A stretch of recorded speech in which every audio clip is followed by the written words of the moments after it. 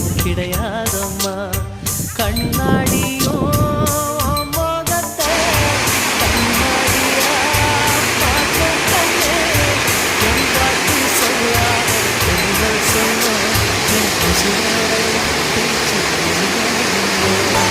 செல்வம் விட்டு விட்டு கண் பார்த்து காத்து